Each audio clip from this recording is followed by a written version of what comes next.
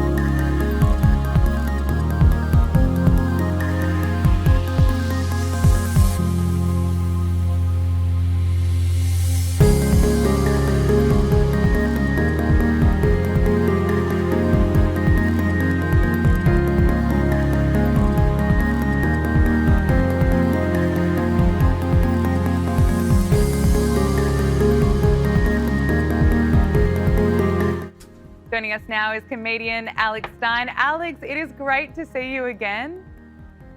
Always a pleasure. You know, I love coming on here, Gabriella. It's been too long. I'm happy. I feel like I've missed you, so I'm happy to be back. We've missed you as well. There's so much to talk about, but let's start with Tim Walz. He's been accused of ignoring warnings amid this massive fraud scandal in his state. You know, hundreds of millions of taxpayer dollars funding lavish lifestyles, going overseas to different people, and reportedly in the hands of terrorists. And of course, many of the people charged in this scandal, they're part of the Somali community. And Tim Walz was asked about this, asked about the fraud scandal, and his answer was, we can't demonize a certain group. That's an interesting thing to say, given the comments he's made in the past. Let's listen to him.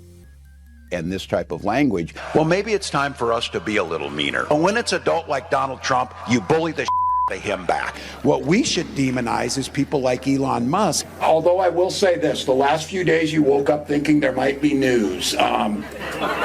Just saying. There will be news sometime, just so you know, there will be news. Alex, he's sick. I mean, last year we watched the media really try to pump him up, saying he was a moderate and he's just, you know, the nice guy. And really, he's kind of promoting violence. Oh, 100%. And you look at what's happening to his state. It's the whole culture is totally different.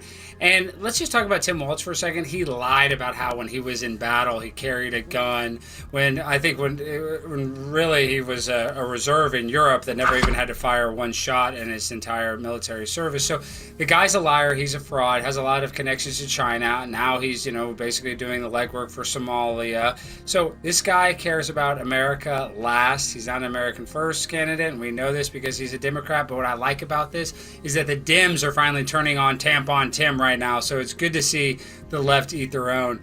And, the fact that he's a fraud, we knew he was a fraud during his campaign, so I'm not surprised whatsoever that he's involved in some nefarious activity.